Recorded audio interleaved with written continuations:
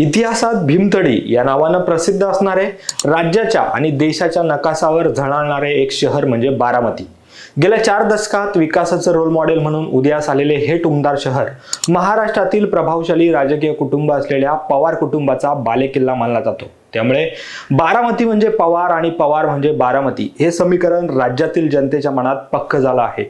मागील 6 दशकाहून अधिक काळ राजकारणात असणारे देशातील एक ज्येष्ठ व दिग्गज नेते अशी ओळख असणाऱ्या शरद पवारांच्या राष्ट्रवादी पक्षात गेल्या वर्षी उभी फूट पडली असल्याने बारामतीचे राजकीय समीकरण मात्र आता बदललं आहे।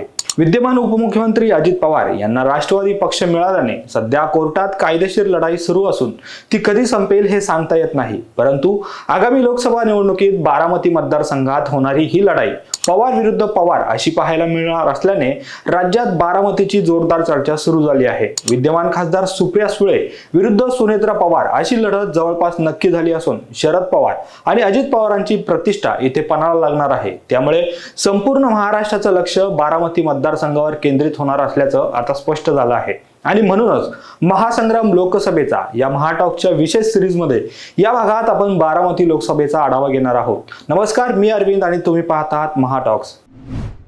तर सगळ्यात आधी बारामती लोकसभेचा इतिहास आपण पाहू।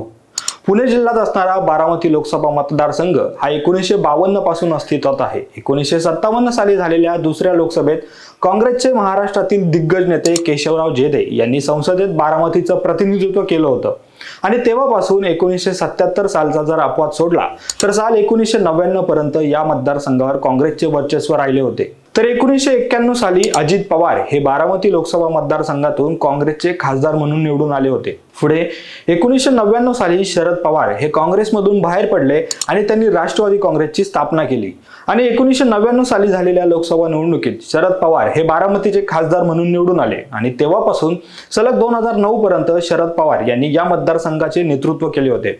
या काळात त्यांनी केंद्रात मनमोहन सिंग सरकारमध्ये कृषी मंत्रीपद सुद्धा भूषवले होते। तर साल 2009 पासून शरद पवारांच्या कन्या सुप्रिया सुळे या मतदारसंघाच्या खासदार आहेत। आता पाहू बारामती लोकसभा मतदारसंघात पुणे जिल्ह्यामधील कोणते 6 विधानसभा मतदारसंघ समाविष्ट केले गेले आहेत। तर बारामती लोकसभा मतदारसंघात दौंड, इंदापूर, बारामती, पुरंदर, भोर आणि खडकवासला हे 6 विधानसभा मतदारसंघ येतात। आणि या 6 विधानसभेत विद्यमान आमदार कोण आहेत हे स्क्रीनवर ग्राफिक्सच्या माध्यमातून तुम्ही पाहू शकता। तर या 6 पैकी 4 आमदार हे महायुतीचे आहेत तर 2 आमदार काँग्रेसचेच म्हणजेच महाविकास आघाडीचे आहेत। त्यामुळे आगामी लोकसभा निवडणुकीत या जागेवर अजित पवार जो उमेदवार देतील त्याच्या बाजूने 4 आमदार असतील हे चित्र स्पष्ट आहे। एकंदरीतच सगळा कल बघितला तर अजित पवारांच्या राष्ट्रवादी काँग्रेसच्या उमेदवाराला इथं पूरक वातावरण दिसून येत आहे। आता बघू 2019 साली बारामती लोकसभा मतदारसंघात काय राजकीय परिस्थिती राहिली होती। बारामतीची जागा काहीही करून जिंकायची असा निर्धार करत भाजपनं 2019 साली प्रचंड मोठी यंत्रणा बारामती मतदारसंघात कामाला लावत सुप्रिया सुळे पर्यायाने पवार कुटुंबाला कोंडीत पकडण्याचा प्रयत्न केला होता। परंतु मोदी लाट असून सुद्धा सुप्रिया सुळे यांनी 70,000चं मताधिक्य मिळवत भाजपच्या उमेदवार कांचन कुल यांचा पराभव केला होता। 2024च्या लोकसभा निवडणुकीत बारामतीमध्ये काय राजकीय परिस्थिती आहे।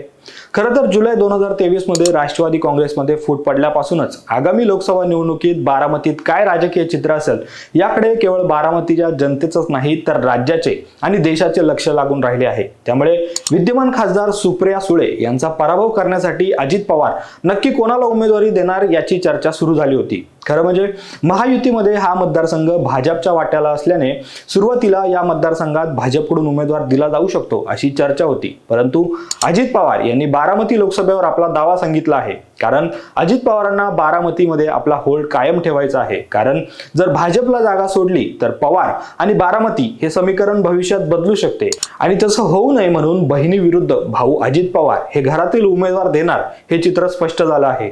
परंतु हा उमेदवार नक्की कोण असणार यावर मात्र प्रश्नचिन्ह आहे। दरम्यान अजित पवार यांच्या राष्ट्रवादी काँग्रेस पक्षाचे प्रदेशाध्यक्ष सुनील तटकरे यांनी एका मुलाखतीत बोलताना अजित पवारांच्या पत्नी सुनेत्रा पवार यांचं बारामतीमध्ये सामाजिक कार्य मोठं आहे, त्यामुळे त्या जर बारामतीमधून लढण्यास इच्छुक असतील तर त्यांना उमेदवारी दिली जाईल असं सांगितलं आहे। त्यामुळे संभाव्य लढत ही नणंद विरुद्ध भाऊजाई अशी होण्याची शक्यता वर्तवली जात आहे। परंतु अद्याप महायुतीने कोणाचीही उमेदवारी जाहीर केलेली नाहीये।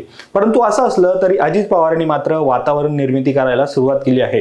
बारामतीमधील एका सभेत बोलताना अजित पवारांनी भावनिक होत माझं कुटुंब सोडून सगळे माझ्या विरोधात आहेत, परंतु आपल्याला विकास महत्त्वाचा आहे त्यामुळे मला साथ द्या आणि मी जो उमेदवार देईल त्याला विजयी करा असं देखील म्हटलं होतं. तसेच अजित पवारांनी शरद पवारांचे वय झालं आहे, आता आम्हाला नेतृत्व करण्याची संधी मिळाली पाहिजे असं देखील म्हटलं होतं. त्यामुळे ज्या अजित पवारांनी बहीण सुप्रिया सुळे यांच्यासाठी गेल्या 3 लोकसभा निवडणुकीत बारामतीकरांकडे खास दादा स्टाईल मध्ये मतं मागितली, तेच अजित पवार यंदा सुप्रिया सुळे यांच्या विरोधात कशा पद्धतीने मतं मागणार हे आता पाहावे लागणार आहे. खरं तर राष्ट्रवादी पक्ष आणि घड्याळ हे चिन्ह जरी अजित पवार यांना मिळालेलं असलं तरी यंदाची लोकसभा निवडणूक ही अजित पवार यांना वाटते तितकी सोपी नाहीये. कारण महायुतीमधील भाजप आणि शिवसेना या मित्र पक्षाचे स्थानिक नेते अजित पवारांना किती साथ देतील याबाबत शंका आहे. कारण गेल्या विधानसभा निवडणुकीत अजित पवारांनी शिवसेनेचे विजय शिवतारे यांचा सांगून पराभव केला होता, तर इंदापूरमध्ये दत्तात्रय भरणे यांना बळ देत 2 वेळा हर्षवर्धन पाटील यांचा पराभव केला होता. त्यामुळे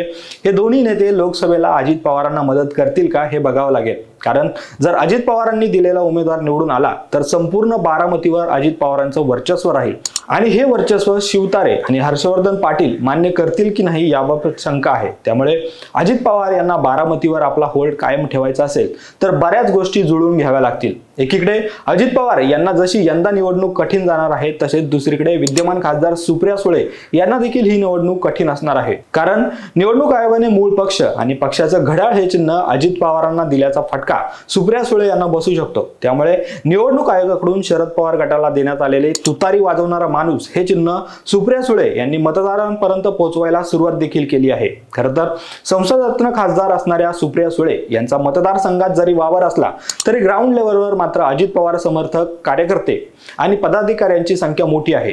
नुकताच सुप्रिया सुळे यांचा एक ऑडिओ कॉल व्हायरल झाला होता. या कॉलमध्ये समोरील व्यक्तीने सुप्रिया सुळेंना थेट सांगितले की ताई, आम्ही दादांसोबत आहोत आणि वहिनींचे काम करतोय. त्यामुळे सुप्रिया सुळेंना सुद्धा यंदाची ही निवडणूक वाटते तितकी सोपी नसणार आहे. त्यामुळे खुद्द शरद पवारांनी सुद्धा बारामतीमध्ये पुन्हा एकदा बारीक लक्ष घातले आहे. एकंदरीतच बारामती लोकसभेत यंदा होणारी निवडणूक ही पवार विरुद्ध पवार अशी होणार असल्याने कोणाचाही पराभव झाला तरी खासदारकी मात्र पवार घरातच राहणार आहे. परंतु असं असलं तरी महाराष्ट्रातील 48 लोकसभा मतदारसंघांपैकी बारामती मतदारसंघातील यंदाची लढत ही अत्यंत अटीतटीची होणार यात काही शंका नाही. त्यामुळे बारामतीचा खासदार कोण होणार याकडे राज्याचेच नव्हे तर देशाचे लक्ष लागले आहे.